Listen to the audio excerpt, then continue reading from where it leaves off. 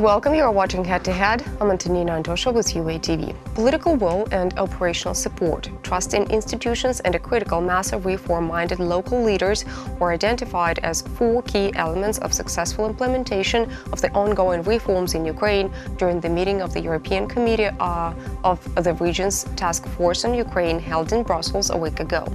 So whether Ukraine became closer to the Council of Europe standards in the field of human rights, democracy, and the rule of law.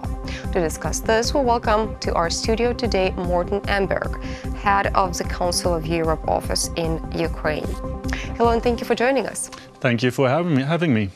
So, since the Revolution of Dignity, the decentralization reform has been named the most important one and the most crucial one. How would you personally evaluate the results of the reform, the path? Are we far along? Oh, absolutely. I'm not going to put any grades on it as most important or least important, but it is definitely an important reform and it's taken Ukraine far. We are, of course, from the side of Council of Europe, we're very proud to be a part of this. Starting from this year, for instance, the Council of Europe heads co-chairs the Decentralization Donor Board together with the Vice Prime Minister, Mr. Zubko. So me together with Zubko will be heading this donor board. The reform itself so far has shown very impressive results. Mainly we are talking about the amalgamation of communities. We are looking at a situation now where more than 30% of the Ukrainian territory is covered by amalgamated communities. 30% of the population is covered by amalgamated communities. And it's all fine and well to talk about this in different numbers. It is impressive. The numbers are impressive, but it's also very important to go out and visit these amalgamated communities. And have you done this? And I have done this. Okay. And when Share you do the experience. this, well, when you do it, you really see progress, and that's what I like about it. You come to these places, you see roads are being paved, schools are being renovated, parks are being put to better use. But also based on the fact that these amalgamated communities, they get more budgetary means, they get more responsibility to collect taxes, and also a broader mandate in implementing the services for the public. You also see a different level of engagement in many people. You have a lot of public participation. There's a different feel of being part of something, being part of the community. And I really appreciate that particular part of it as well, a bigger citizen engagement for their own future. Well, the latest statistics shows that 2/3 of Ukrainian population have already taken advantage of the decentralization reform. Right. Now, how possible is that this number is going to reach 100%? And if it is possible, when is it going to happen? Well, that's an excellent question, of course. We have now, based on what Prime Minister Groysman has said, the end date for this, what Prime Minister Groysman has said, the end date is 2020. Yeah. How realistic is this forecast? Well, it's hard for me to say. It really is. We see that the progress so far is going well. There's again, if I may just quote a number, originally you had about 11,000 if you discount the occupied territories, and if you discount Crimea, you had somewhere in the region of 11,000 of these small hromadas, the local smallest administrative units in Ukraine. Now we have amalgamated over 4,000 of these into these bigger communities. So there is clearly, and this is from 2015, so it is going in quite a rapid pace. In my mind, of course, whether it's possible or not, it's difficult to answer. It depends on what the government does, how the willingness of the people to join this voluntary reform, as it is still. It's a voluntary reform. What I think is important is to communicate to everyone the advantages of this reform, what it means for citizens at the local level, what it brings, what benefits it brings citizens at the local level. And if everyone is on board, then hopefully it will work. You mentioned the occupied territories. We have presidential elections coming up in Ukraine. How is Ukraine doing with securing the right to vote for those people who are basically refugees from the occupied territories and are now living in mainland Ukraine, but they're not registered? How are we doing in that? Well, I think we're doing fine. People are allowed, if you live on the government-controlled areas in Ukraine, there are mechanisms for everyone to vote in the presidential elections. What we are now working on, and which looks positive, is also there is a draft law that will enable also IDPs, internally displaced persons, to vote in the parliamentary elections as well. And we will see this law. We have been also part of looking at this law.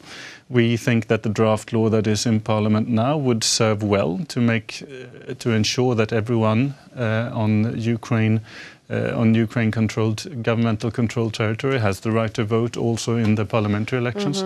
So, well, hopefully this law will pass, but this is not up to me, it's up to the parliamentarians. If we talk about the European level of human rights standards, is Ukraine successful in implementing that? Well, it's a very broad question. The European human rights standards covers a lot of things. We can take a few examples, I suppose. Which of them are the most successfully implemented in Ukraine? Let's paraphrase that. Well, if we look at it this way, I have been here now in this position for about 2.5 years as head of Council of Europe office in Ukraine. And there are many very impressive changes and reforms that have taken place. You mentioned decentralization. This is, of course, one of them. And it also relates to human rights, everyone's right to participate in local governments. Another reform that I would like to mention is also public service broadcasting, important reform that has gone where there is a law now. Finally, we are in the process of the public service broadcasting is created, and we are in the process of strengthening it. It's also part of the accession criteria for Ukraine when joining the Council of Europe. Judicial reform, I think it's another very important aspect. We have ever since the amendments to the Constitution, the part on the judiciary, which Council of Europe was also taking part in, meaning providing our expert opinions to this, we have seen a lot of progress in the judicial reform. I like to mention this related to the establishment of a new Supreme Court, and now relating to the overhaul of the whole judiciary system. What would you say is the real breakthrough if we talk about the judiciary reform in Ukraine? The real breakthrough was the amendments to the Constitution, in my point of view, which were also in line with Council of Europe standards. It provided for all the other reforms. We had, it was also part of Ukraine's accession criteria to Council of Europe 1995, some of the amendments that took place then in 2016. One of these was, for instance, the abolishment of the general oversight of the prosecutor's office.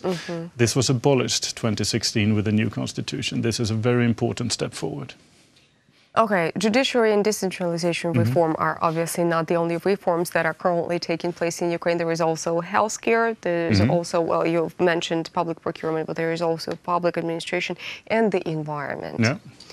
If we talk about the complex of these reforms, was it the right decision, and will it turn out to be an effective result to start implementing all of these reforms in a complex?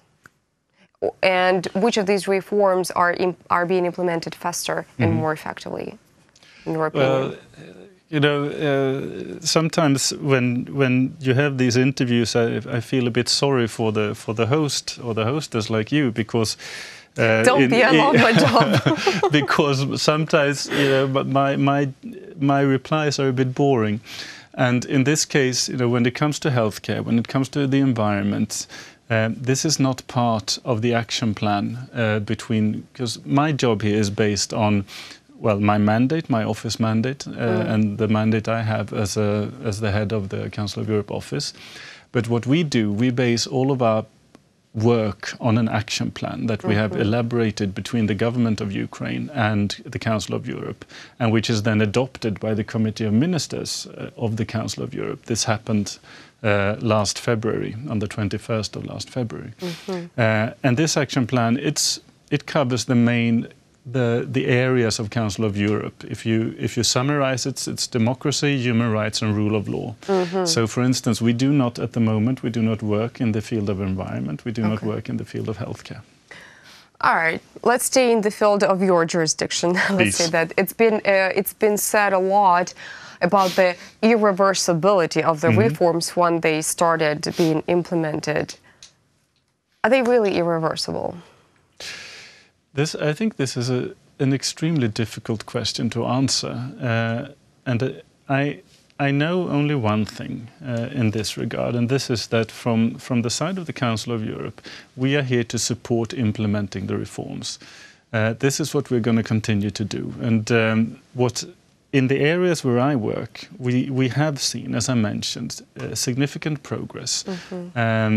So we will continue to work to this together with our Ukrainian partners, together with the Ukrainian ministries, the Ukrainian government, Ukrainian civil society that we also work with. There have been very good results. So in this way, in this area, I'm positive about the reforms.